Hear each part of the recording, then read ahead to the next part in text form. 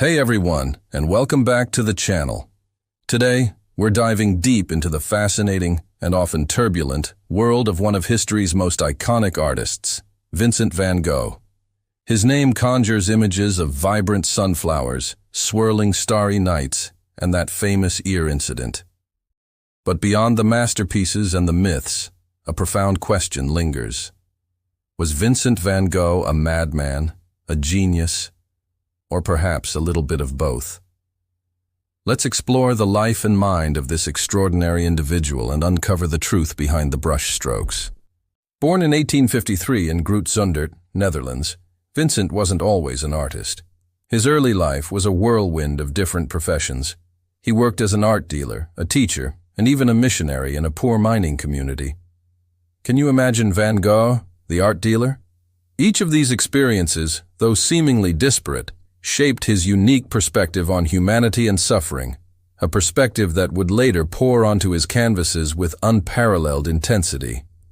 He was searching for his purpose, a way to connect with the world and make a difference.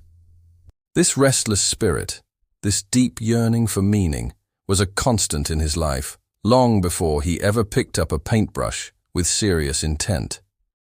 It speaks volumes about his character, doesn't it? He wasn't afraid to try new things, even if it meant failure or hardship. He was driven by something deeper than mere ambition. It wasn't until his late 20s that Vincent truly embraced painting, a relatively short period for someone who would become so influential. Think about it. Most of his iconic works were created in less than a decade. This intense, almost feverish dedication is a hallmark of his artistic journey. He didn't just paint, he lived his art. He saw the world in a way few others did, a world brimming with light, emotion, and vibrant energy. He painted quickly, often directly onto the canvas, capturing the fleeting moments and raw emotions he felt. This immediacy, this sense of urgency, is palpable in every stroke. His technique was revolutionary, using thick impasto, bold colors, and dynamic brushstrokes that seemed to capture the very essence of life itself. He wasn't trying to perfectly replicate reality. He was trying to convey how reality felt to him. Van Gogh's artistic breakthrough really began when he moved to Paris in 1886.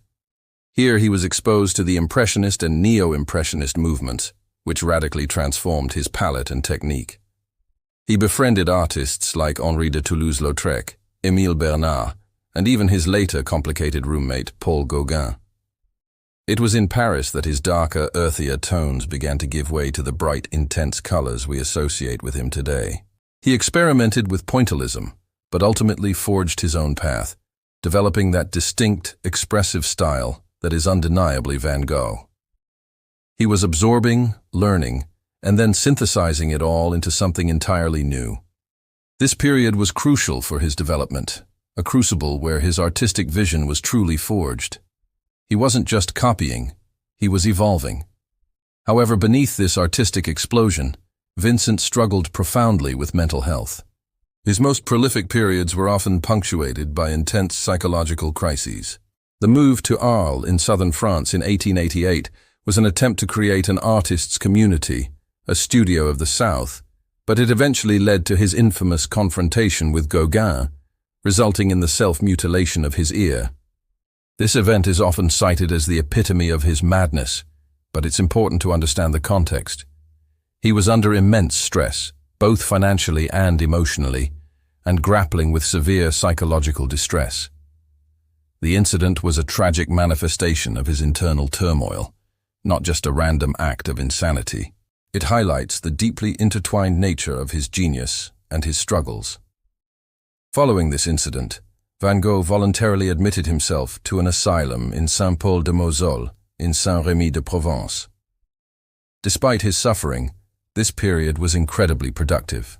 It was here that he painted some of his most iconic works, including The Starry Night, Irises, and Wheatfield with Cypresses. Think about that for a moment. Creating such breathtaking beauty while grappling with profound inner demons.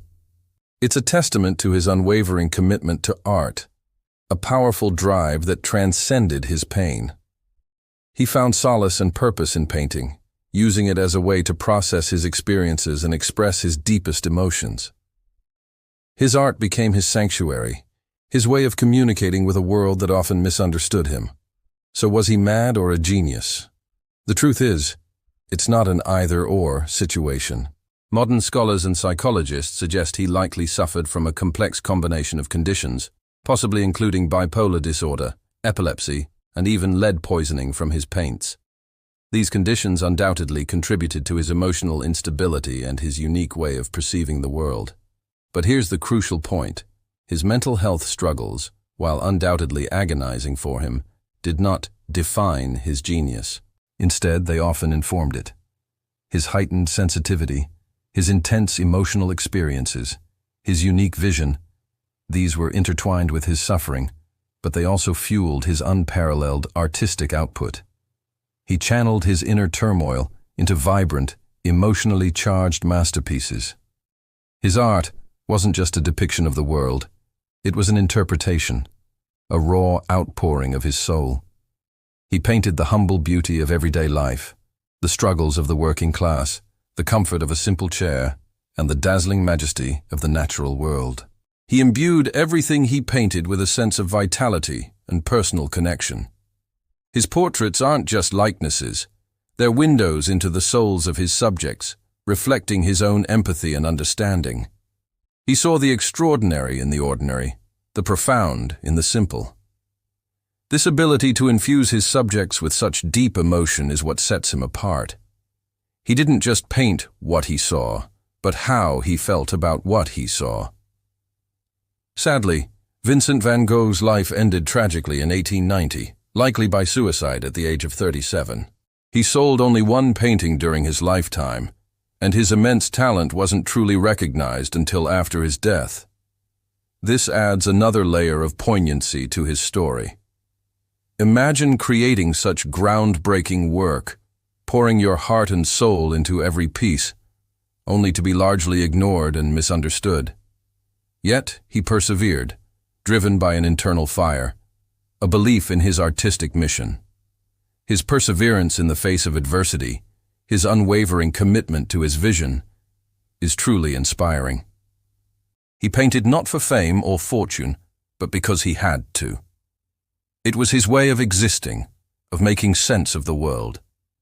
Today, Vincent van Gogh is celebrated as one of the most influential figures in Western art history. His work continues to captivate and inspire millions around the globe. We see his influence in countless artists who came after him, in the way we perceive color and emotion in art. His paintings fetch astronomical prices, and his story resonates deeply with anyone who has ever felt like an outsider or struggled to find their place in the world.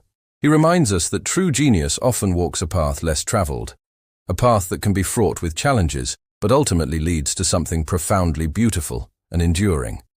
His legacy is not just about the art he created, but the profound human story behind it. So, to answer our initial question, Van Gogh was undeniably a genius. And yes, he also suffered from profound mental illness.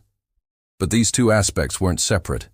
They were intertwined, shaping the unique lens through which he viewed and painted the world. His art is a testament to the power of the human spirit to create beauty even amidst suffering, to find light even in the darkest corners. He taught us that vulnerability can be a source of strength, and that raw emotion, when channeled through art, can touch the deepest parts of our shared humanity. What do you think? Does learning about his struggles make his art more impactful for you? Let me know your thoughts in the comments below. If you enjoyed this journey into the mind of Vincent van Gogh, please give this video a thumbs up, share it with your friends, and don't forget to subscribe for more fascinating dives into art history. Your support means the world to us, and we love hearing from you. Thanks for watching, and I'll see you in the next one.